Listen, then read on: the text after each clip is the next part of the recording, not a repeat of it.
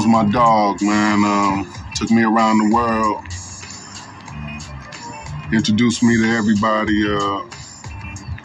Like he said, I was his closest road dog at the time, man. It was a beautiful thing. What was the first time you met him? What was that like? Well, the first time I met him, it was at Echo Sound. I was doing a session. He came up there with Mo in his truck, and at that time he had just got a deal, whatever. I was doing my thing, and I just met him, listened to some stuff he was doing. It was cool, and that was it.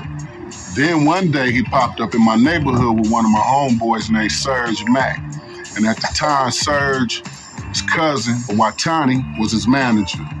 Me and him hit it off. I was doing my thing, and we just hit it off, man. I was doing an independent album called The Evil Mind Gangsters, and he felt my homeboy mental illness. I don't know if a lot of people remember him talking about mental illness. Mental illness was a rapper. Y'all be hearing a little something about him, but he just took me up under his wing, man. The next thing I know, I was on the plane and in the studio, and next thing I know, he said he wanted to start this Thug Life thing, and I was like, I'm with that, and we was in the studio. We did the first Thug Life song. It was called Thug Life. And everything else was just like a dream. Still living it right now. What did you think of, what were some of the things that struck you about him when you met him? The fire in him. The fire in him. The fire in him. He was just, to me, he was just like a little homeboy that was leading the pack, though. He was leading us to where we was trying to get, and he was just running full speed ahead, not even looking what was in front of him. He just running straight ahead. Why do you think he liked you so much? Probably because I am the street.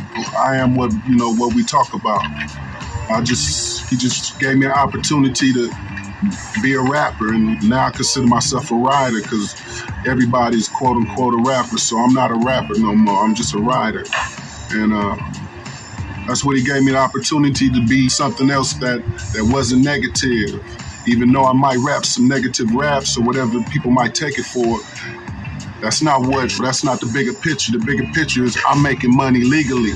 I pay taxes now, so it's a beautiful thing. Did he?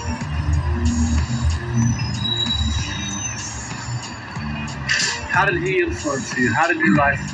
You talked a little bit about it, but I mean more on a spiritual or kind of philosophical tip. How did you change? Well, personally, my moms and my pops are still together, so I always had morals. So the street is what made me big Syke. At home, I'm just their son, their baby. So the street had their baby. So I had morals, but what Pac gave me was to run no matter what. Run for what you really want.